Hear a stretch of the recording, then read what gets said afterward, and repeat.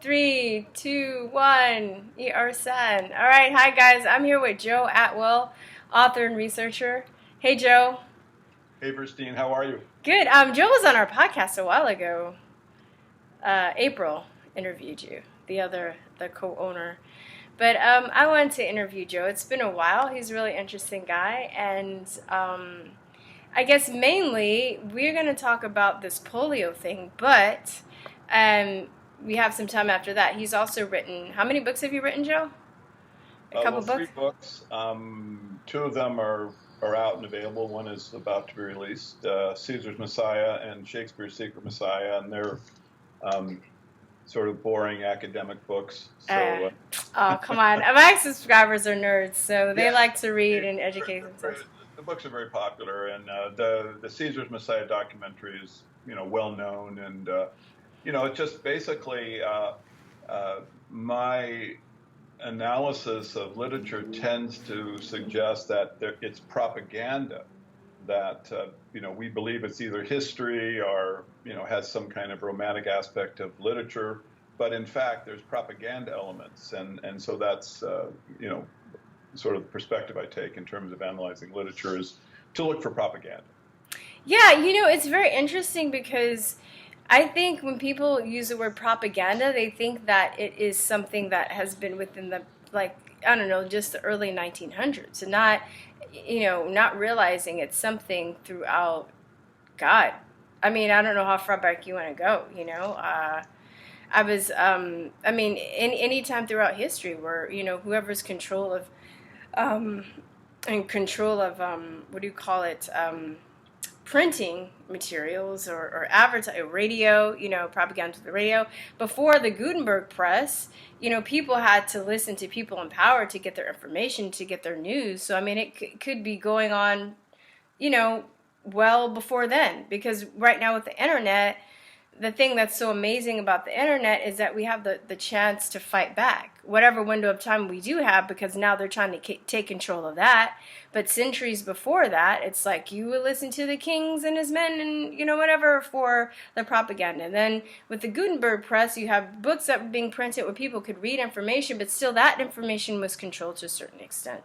Then you had radio. Nobody had their own way to make radio, their own radio stations to fight back. And then you have TV, and now it's like everything's come together with the internet, because people can write articles, they can do videos, they can do their own podcasts and their own radio. So you can get different perspectives and kind of come to a closer conclusion of truth than you could way back in the day.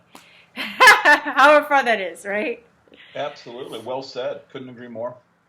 So, one of the reasons I wanted to have you on is I've been thinking about this polio thing, and I called Joe, and we were talking about this.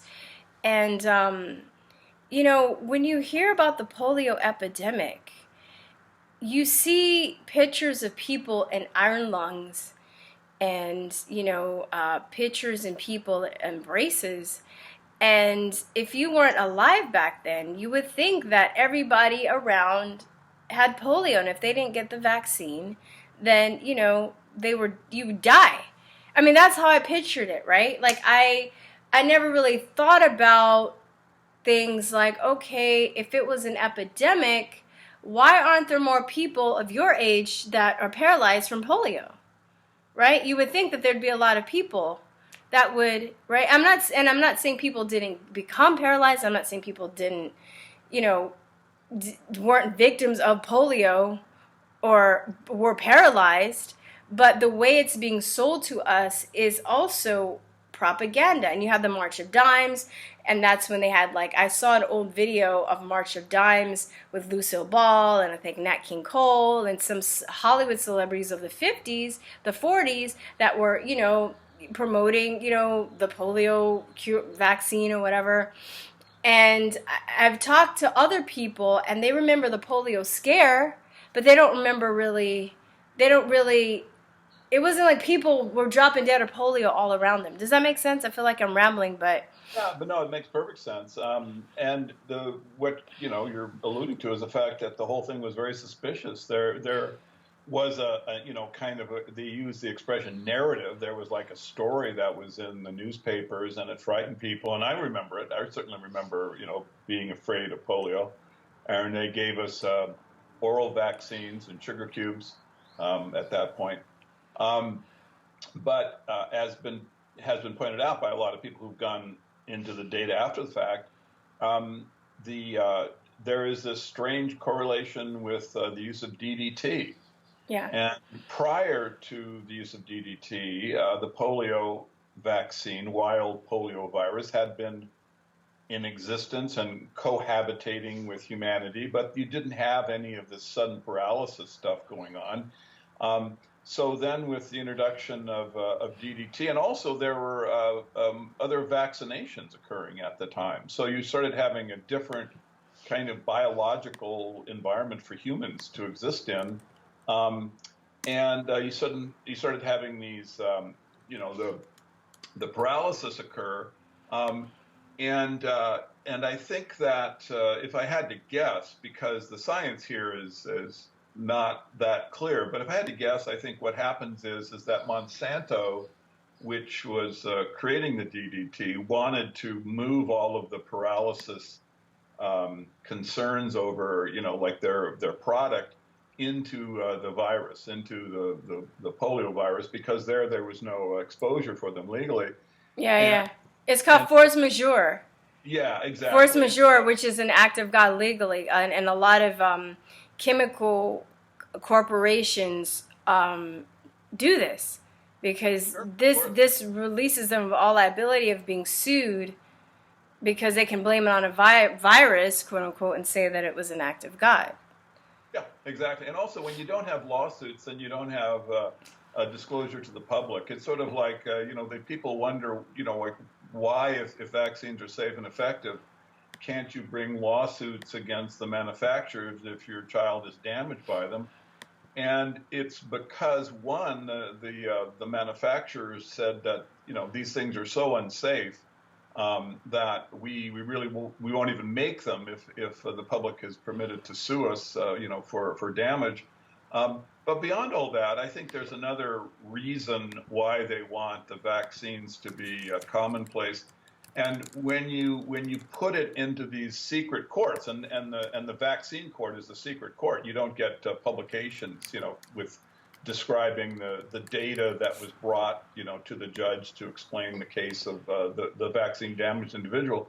So it's a secret court, and you don't get information out to the public. And so I think that with the polio situation, you had it stuffed into the virus, which then disappeared into the vaccine court, and so suddenly, what could have been a real scandal that would have, sort of like the glyphosate thing that is now kind of coming at Monsanto, right? Right. You look like last week, Costco pulled Roundup from the shelf because you had the second conviction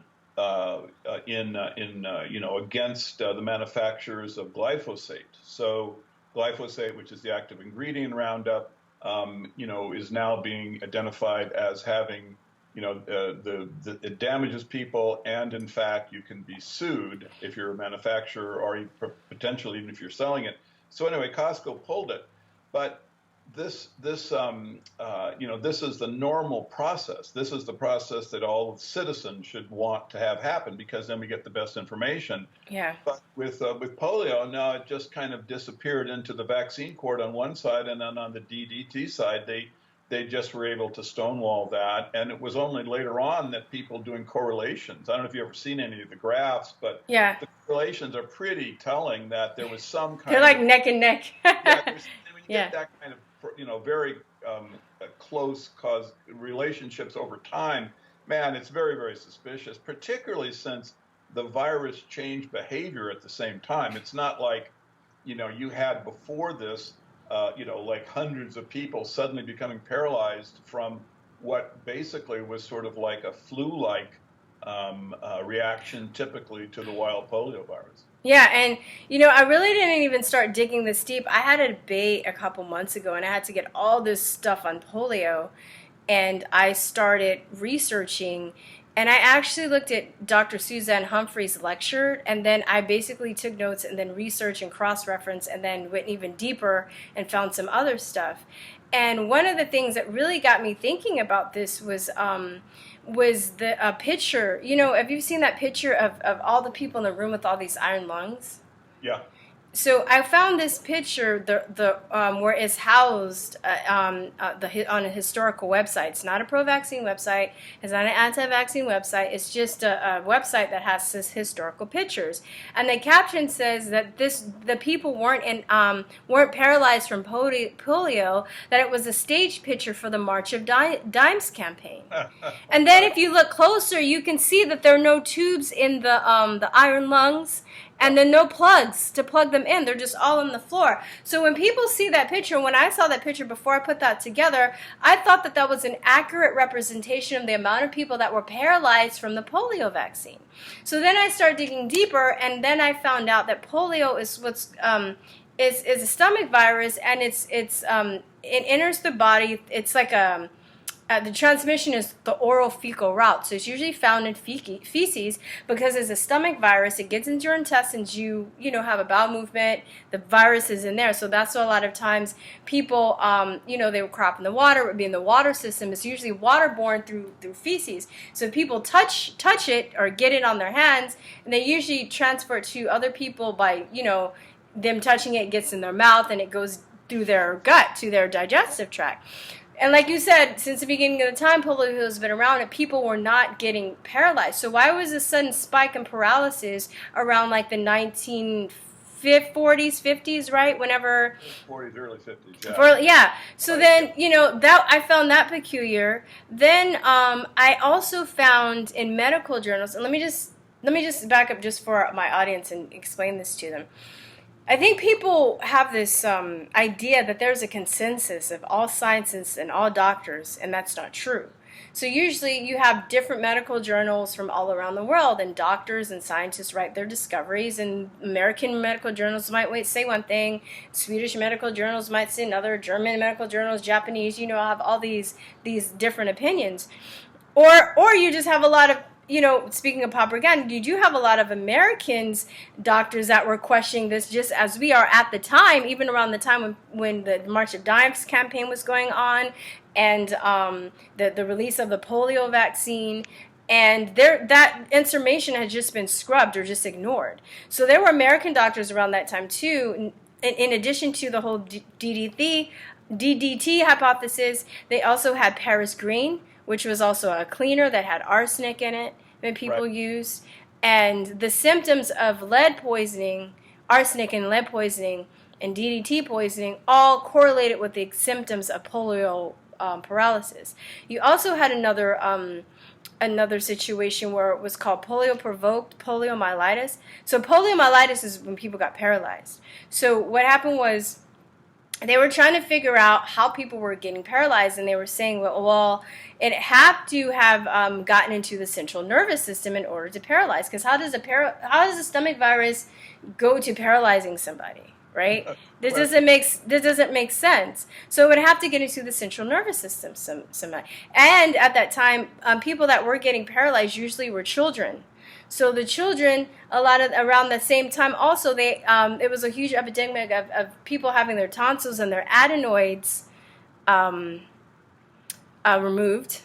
Yeah. So another theory was that when they had their tonsils and adenoids removed, it still left gaping holes in their system in order for the virus to get into their central nervous system. And the tonsils and adenoids are supposed to filter out things like polio. So you don't get the disease. So if you're removing the tonsils and adenoids at a young age when a child's system is developing and they have polio is circulating in the environment, it gets into the central nervous system. That's another way that it can cause paralysis. Sure. So you have these three things, or these two, whether it's like through the polio-provoked poliomyelitis, or you have the chemicals that's causing the paralysis. And then what I did, I looked on the CDC website. I think it's even in Wikipedia, where they said only 1% of people got paralyzed from polio.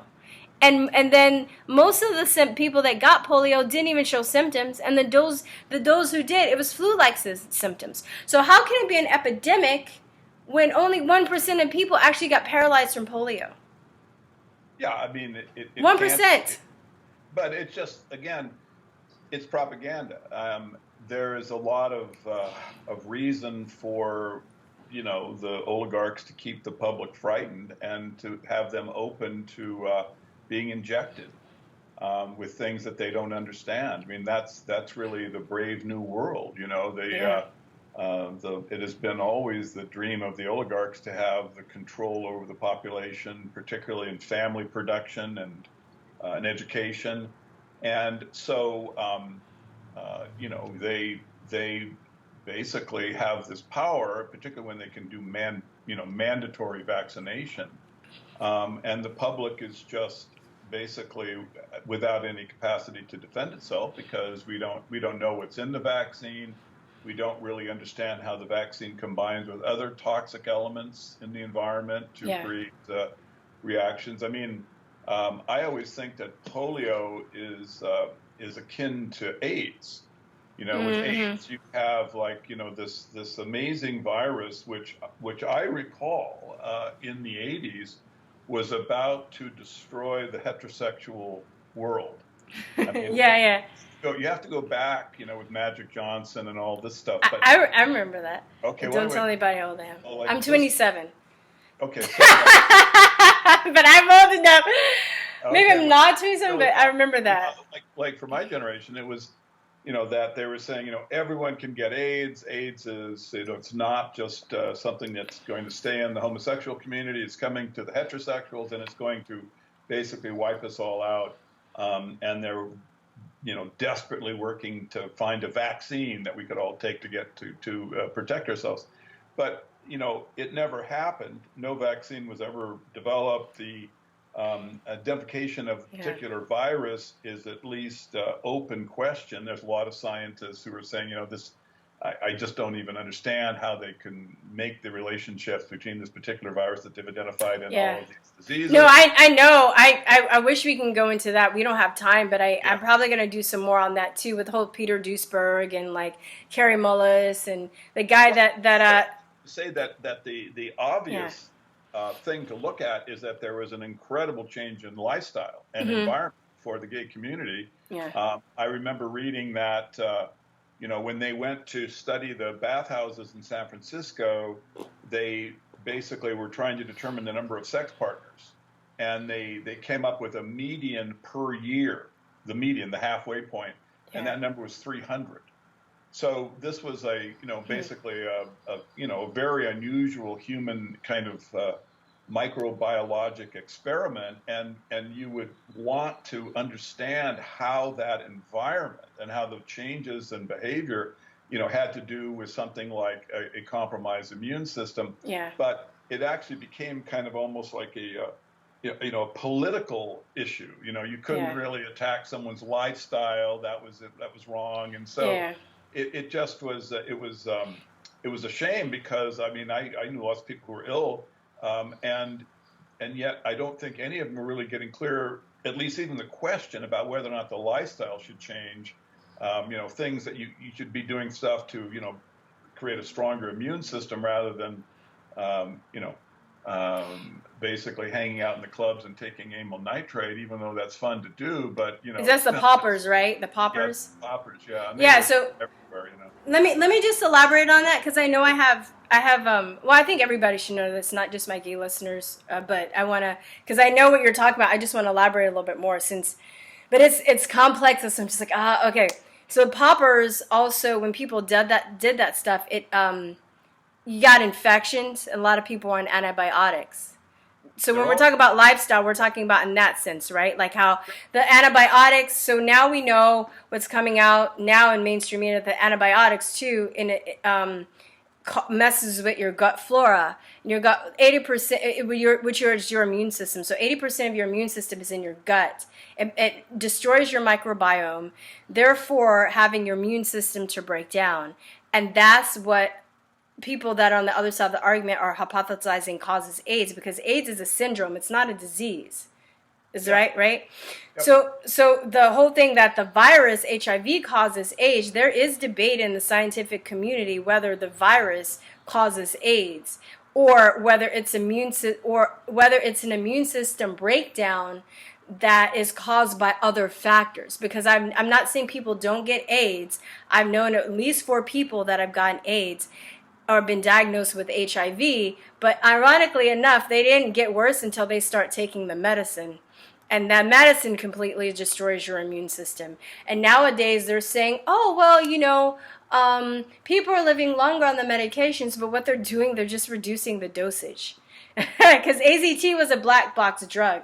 This is just so it was, if you ever see, have you seen House of Numbers? No. Oh, okay. I think I'll send those to you. Viewers, I'll put these in the links. House of Numbers, The Empire's New Virus. My friend Liam Sheff, who was a journalist, did a lot of research on this too. So I will send you. I'm typing as we're talking. I'm making notes for stuff to put in the. So I'm not being rude and talking to other people. I just don't want to forget. And the Empire's. And the people that I know that have been diagnosed with HIV and have not taken the drugs are still alive and well today. Go figure, right? Well, yeah. I mean, it's such a difficult thing. I mean, in who can really know? I mean, you could have situations where some people are actually being infected by a virus, but the fact is, you have to explain how it was the case that the virus didn't get into the heterosexual community. I mean, it just seems if it was Yeah. really completely related, if the disease were related to a virus and the virus was contagious under some conditions, then for heaven's sakes, why didn't it break out into the heterosexual community? I mean, they were giving estimates in the 80s that like 30-40% of heterosexuals would have the disease by the year 2000. And these are actually coherent and scary headlines and things. So it didn't. So if the virus was causal, it never showed up. So this creates the question mark. And again, um, you know, in my opinion, we cannot trust the information. This is really the sad, Yeah. but also really beneficial truth is that when you start looking at the data that comes out of CDC or World Health Organization, or even like the studies by the pharmaceutical companies, when you start looking at this as propaganda, as political propaganda, and that with an agenda in back of it, I think you're just a lot more clear-minded. And yeah, it makes the world more difficult to navigate because you can't really just run off for a vaccine every time you're afraid of a flu virus, but you have to think about everything. But I'm afraid that's just where we are because the the oligarch class is using medicine as one of their tools, and so that means the public we have to be able to think, about how medicine is,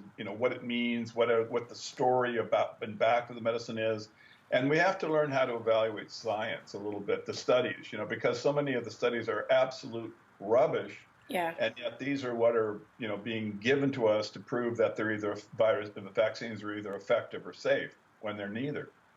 Very true. And, for me, I found a lot of this information liberating because I just interviewed somebody earlier today and we were talking about that news conference where they have a cure for cancer and AIDS and all these diseases is never going to happen.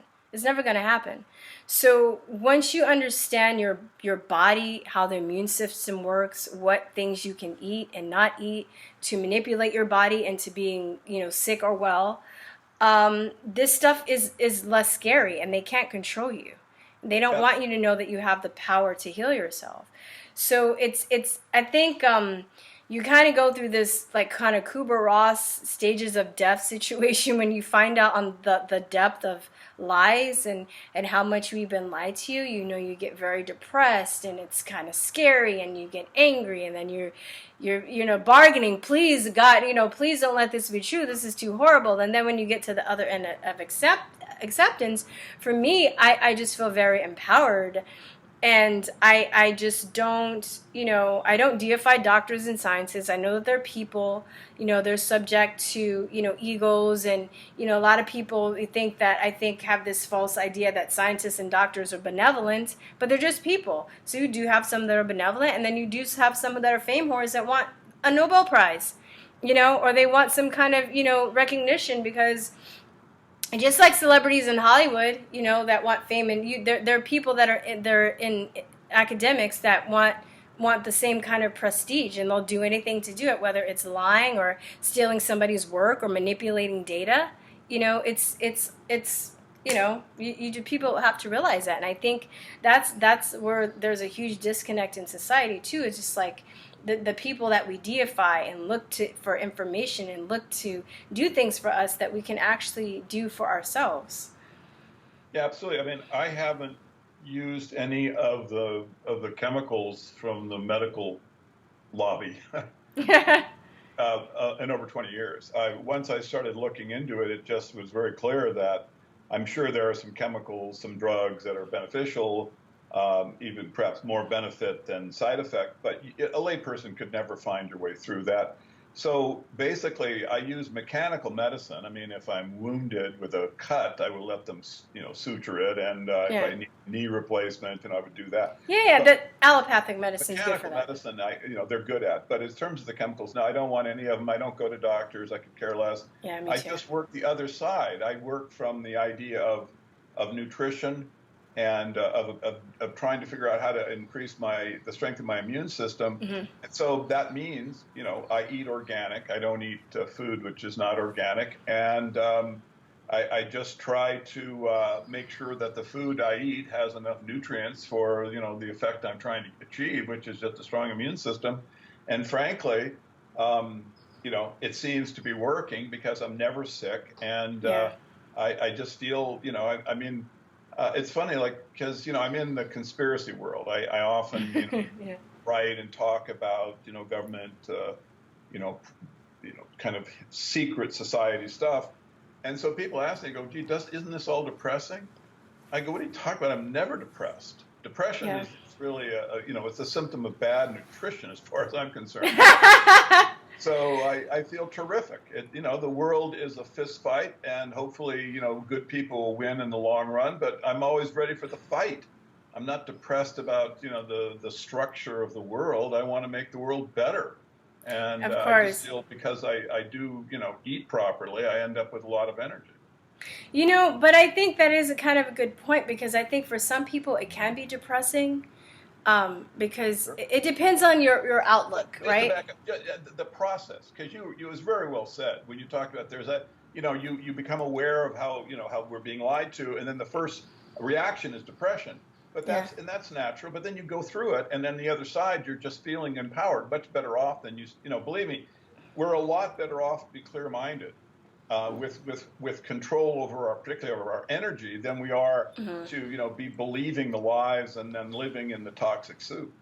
Well, it's like every a couple years there's some kind of new disease that's going to wipe us out. So last time I think it was like the Zika. It was like, oh no, Zika! Oh my God! And I'm just sitting back looking at people laughing. I'm like, really? Are you serious? I'm not afraid of Zika.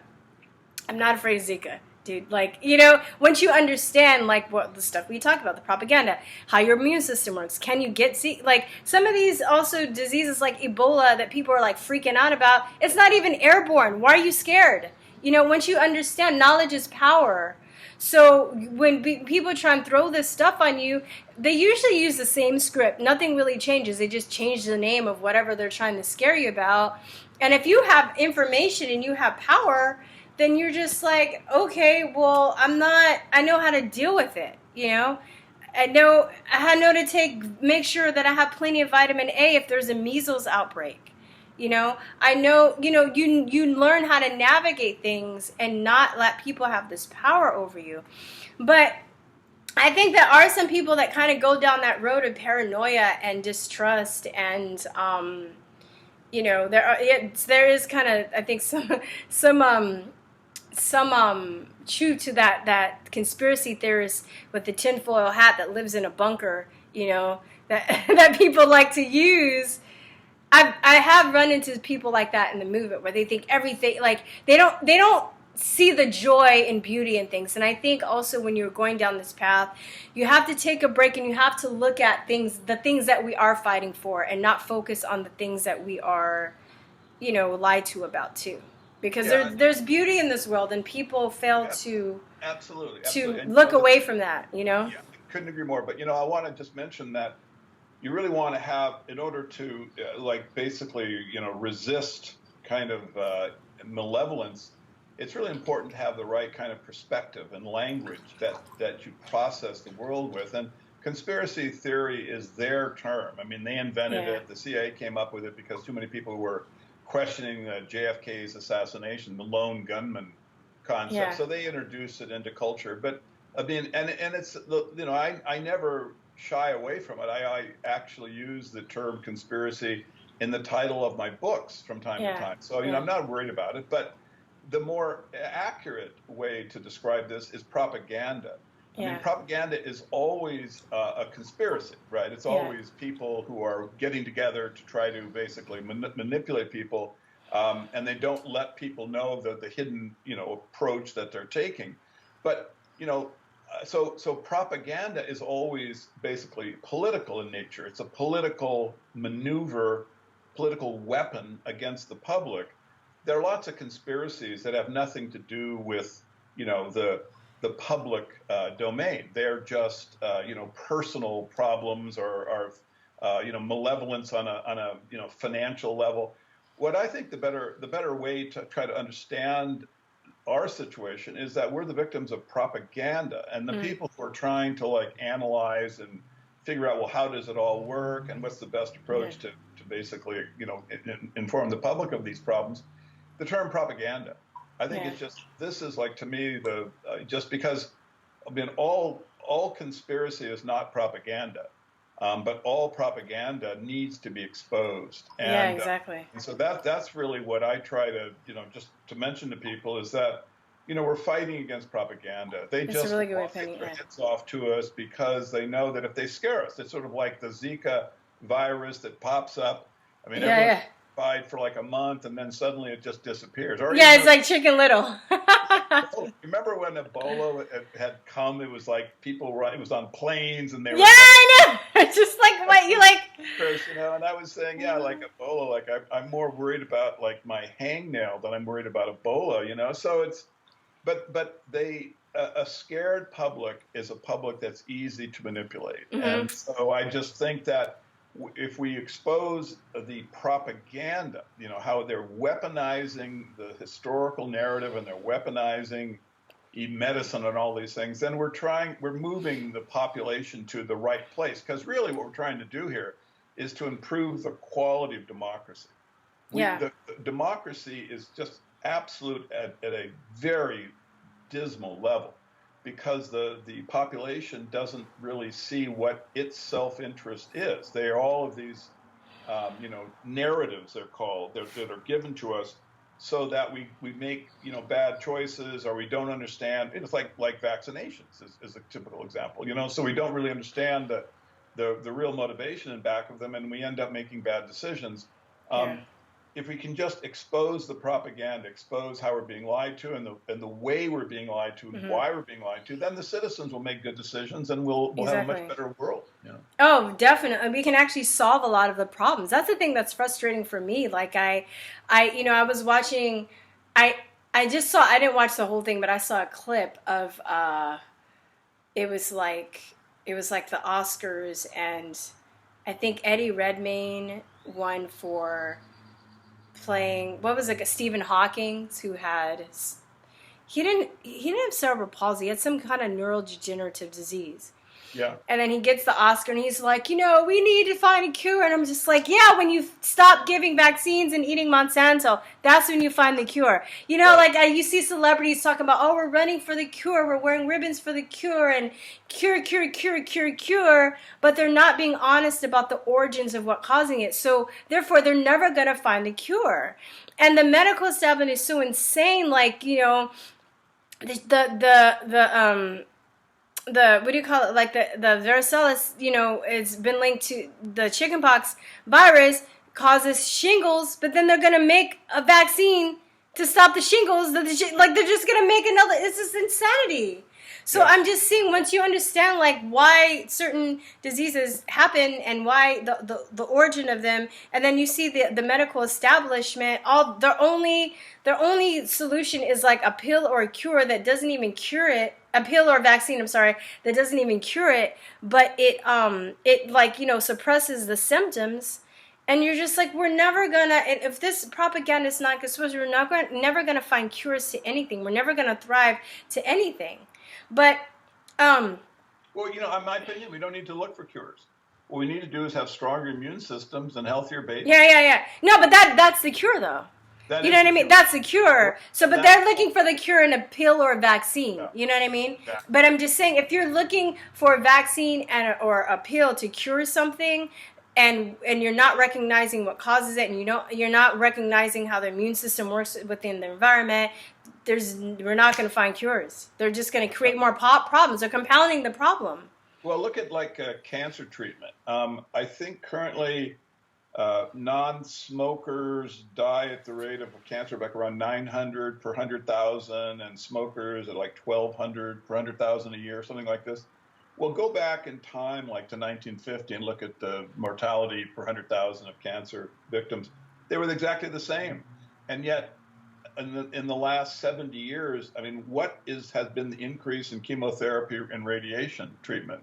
Probably like 10,000 times or something from where it was going on in the 50s, and yet there has been no change in mortality rate. So basically, that entire component of medicine is simply ridiculous. It's ludicrous. It's not doing anything in terms of creating longer mortality. Yeah. So why do we do it? Because it's just something that's being sold to us, you know, and we Yeah. don't have, the citizen isn't trained to the question, you know, basically the goodwill of things like the AMA and the CDC.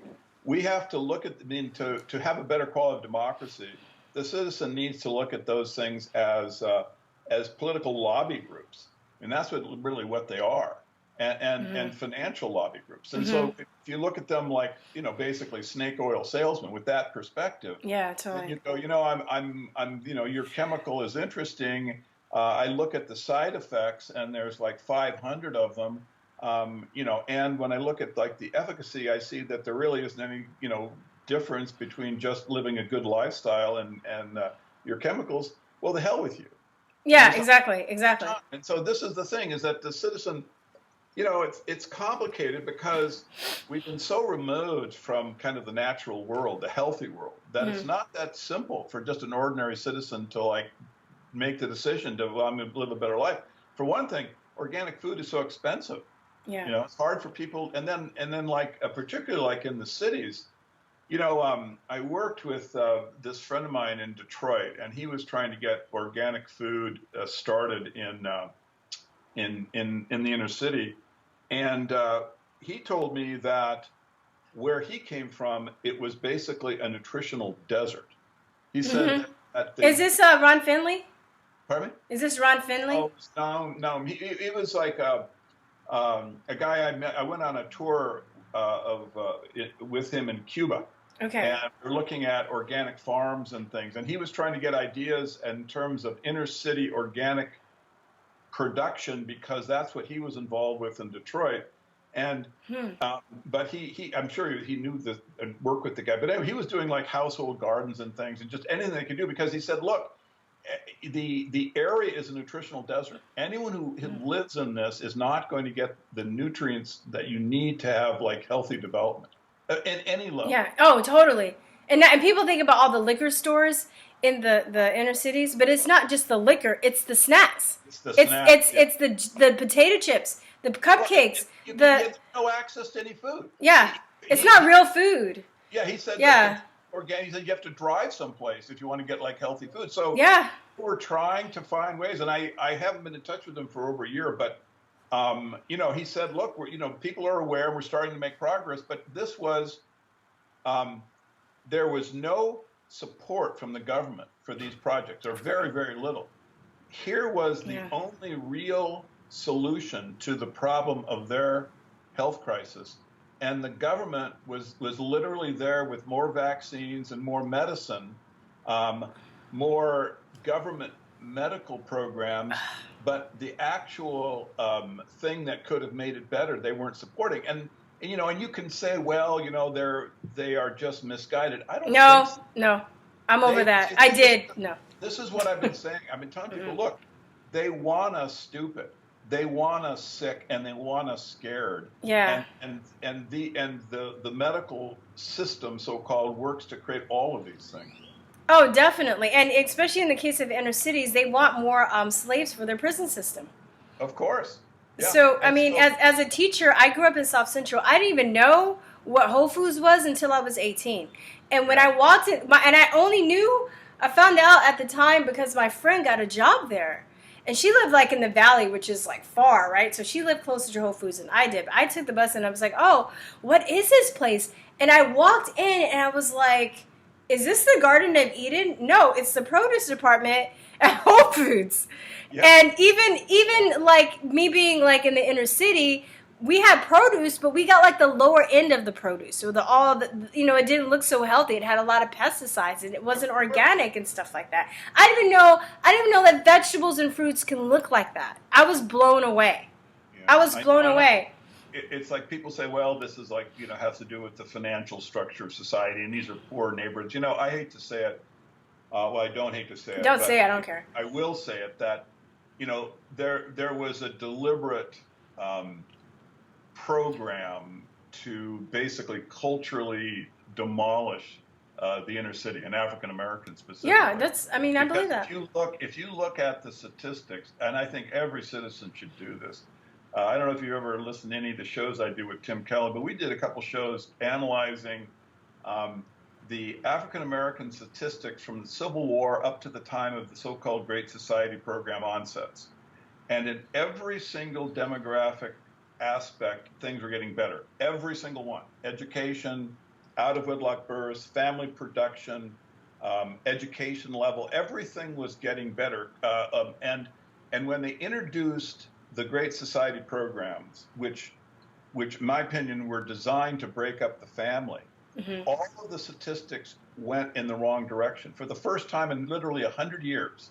Now, if this had been just bad social policy, they would have pulled the plug immediately. The fact is they were getting what they wanted. Exactly. And you see, in my opinion, it's always been the goal of the oligarchs to have control of the production of citizens. So they don't want families. They want to control the education and the creation of the children. This is the brave new world, right? Where they get to make us if they want a Delta class, an Epsilon class, kinds of intellectual strata. And of course, they want control of the education. So they have to destroy the family because that's the major, bulwark against these things being implemented. And because the African Americans were the most vulnerable, that's where they hit first. And so the Great Society program, in my opinion, was absolutely. They're good at experimenting too. They're easy to experiment on they because had experimentation. Yeah. Daryl Hamamoto has told me, he's the guy who did research into the Japanese internment camp in World War II. He said that the same people who designed the Great Society programs were doing experiments in the Japanese in World War II just to determine the right way to break up the family, basically, and the effects of the different kinds of aspects of family destruction, how it would all play out. He hasn't produced any of the data, but he actually did tell me this, and I'm pretty sure he's right. That's very believable, though, because, they love to experiment on prisoners. Exactly. On orphans, military people, people that don't have rights or that don't have anybody to vouch for them. So So then now you have the Great Society programs, and women are being paid to not have husbands. And then at the same time. That's right. I'm sorry. Now it's coming back to me because my teacher was Chinese, was talking about too when they had this is Japanese, but he's Chinese. He was talking about how they wouldn't. I think it was like, well, they wouldn't let you get married, or they wouldn't let couples come in or something. Yeah. To the United States. Yeah, they were social engineering in the wrong direction, or in the direction that they wanted from all the way back to the so-called potato famine. But the thing is that at the same, so now you have the basis of a bad social structure because you have a financial incentive to have less family production, right? But at the same time, the jobs are being outsourced. Suddenly, you start having like the industrial base, which was benefiting the inner city to some extent, starts moving overseas, right? It starts leaving, so there's fewer jobs. Well, look what, at the same time, suddenly you get cocaine now comes into the inner city, Mm-hmm. right? This isn't being produced there. And if you look at, like, there's a lot of people who've done analysis of where the drugs are coming from, and you can see that the government's fingerprints are all over this thing. Yeah. They're all over it. Yeah. And so now when you look at it as a package, you can see what they were doing. They were basically setting up the end of the family. And so they attacked at the African American first because they were weakest, and then they started to basically, in some areas now where they don't really even look at family production as normative. I mean, they have the expression, which is so tragic. Every time I hear it, it makes me sad. They talk about my daddy baby, or my baby daddy. Baby daddy, and I. It's cute because you're very proper about it. Yeah, baby daddy. Yeah, yeah. And it's just like, I just feel my heart just breaks when I hear that, because you can see that this is at the end of a process, and the people who have been victimized by it don't understand it. They don't realize that if they went back to 1950 and saw what it was like, and the momentum that the African Americans had created for themselves, they were actually getting very close in many of the aspects to the Irish. Because the Irish had come in last. They were like in the social strata, that they were not quite at the Anglo-Saxon level, but they were moving up. But so you had a whole basically ethnic progress being made, and I think that's one of the reasons why they went at it in the 60s, because they could see where it was all going, and they could see that they were going to lose control over this block of the population. They'd be into the middle class. So they hit them, and then they started using that as the social norm, and then now where you had like the onset of feminism with Gloria Steinem, who break up the families too. Outed CIA agent, right? So they're going after the family. It's hip to be you get statements like like a woman needs a man like a fish needs a bicycle. So you're really breaking up the family, but at the end of it, where does it all go? Well, it ends up with the state taking control of the production of humans. The state gets then to educate, right? Yeah, the state becomes the parents. And the state becomes parents. So that's what happened to us. And if we want things to get better, we have to be aware of this and just resist all of the malevolent social programs and that are basically crushing us. And we have to, people who are right-minded need to organize. This is really important. We need to organize. We need to help each other. We need to share information. We basically have to set up, they talk about the alt media. We need an alt media and an alt financial structure as well. Definitely. We need an alt government, because you just have to recognize that the government we have is absolutely malevolent. Yeah. And they are just out to ossify power. They're out to basically create the brave new world with the epsilons and the deltas. And you know who they are? Hey, that's you and me and our children. See, we're not in the right side of the party. We didn't get asked to the secret society party, right? Well, we just discovered they were lame anyway. We don't want to be a part of it. They're no fun. It's like when you're a nerd and then you want to be cool, and then you get a chance to be around the cool kids, and you discover that they're very lame and insecure and dumb and unfulfilled, and you're like, why did I even look up to these people? It's like that. Another thing I want to say, as far as ageism, because and how I also think there's been a deliberate effort to kind of to create this chasm between the young and the old, and even when you're watching TV shows and movies, a lot of times they make old people look really stupid and like they don't know what they're talking about. Can I ask you straight up? Are you ageist against me? No. Okay, because just tell me if you are. They come out eventually. I'll find out. Yeah, no, but I'm just saying, like, I appreciate your wisdom and you telling me this stuff, but I think there's been a deliberate, also, talking about bringing up the families and the states and stuff. I think a lot of the reason, too, why we're so kind of fragmented as a society is the whole age thing. They don't, yeah, and I see this going on in media, how they, youth is very worshipped in society, Sure. right? But I'm very grateful that I have a lot of older people in my life, a lot of older people with energy. But the way that they portray people that are older is just like they're absent-minded. They don't have a lot of energy, and I hear people saying stuff like they're 30 and they're like, "Oh, I'm so old." I'm like, "You're not old. Like, what are you talking about? You're 30."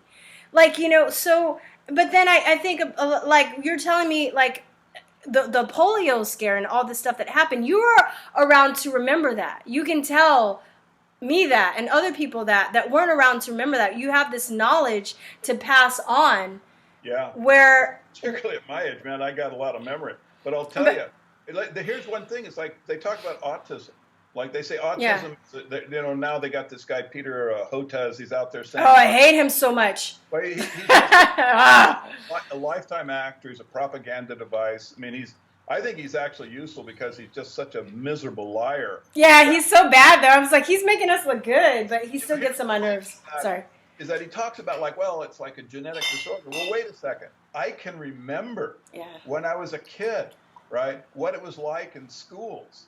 I actually can tell you there was no autism. It didn't exist. It wasn't there. Talk about one kid in 35 or something.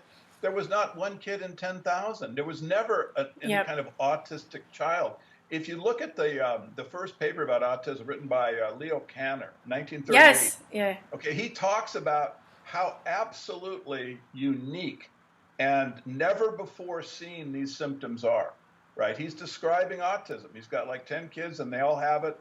And he's describing exactly the autistic, well, he's actually creating the term. Autism comes through him. He says this is these are autistic. They're not socially interacting normally kind of individuals. It's never been seen before. But the point is, it has never been seen before. If this is a genetic disorder, if this is a 1 in 35 genetic disorder, this would be something the human race would have, volumes of research and data about going back to the, Egyptians, for God's sake. Yeah. It's brand new. It is being caused by the environment. People who tell us otherwise, see, this is the gaslighting. They're just literally creating a fake reality that they're hoping we're dumb enough to fall into.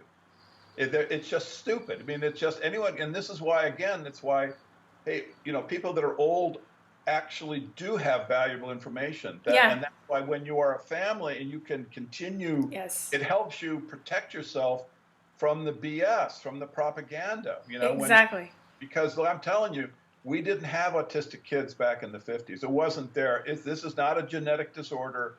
If your child is autistic, it's because there was something unusual in the environment that caused it.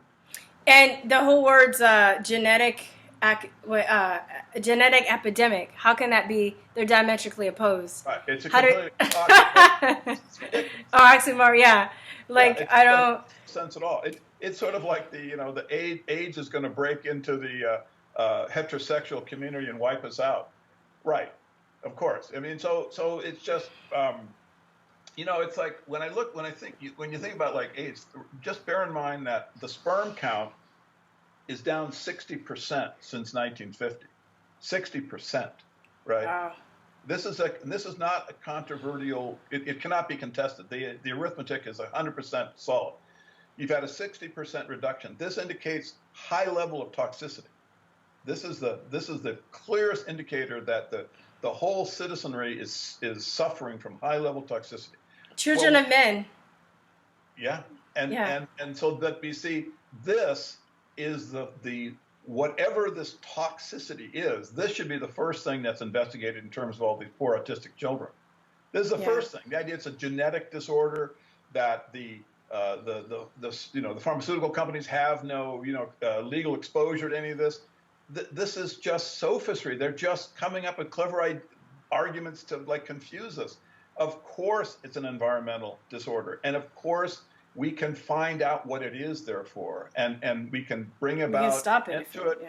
And just like they're doing suing Monsanto now for glyphosate, we can start having some retribution against these guys so that they will stop using such destructive things against us. The problem is, as I was saying, it's like if it was just money, it'd be kind of easy to solve, but it's not. The political power in back of it love things like autism because they're looking downstream to the deltas and epsilons of the brave new world society that they want to control. And it would be for the higher functioning autistic people.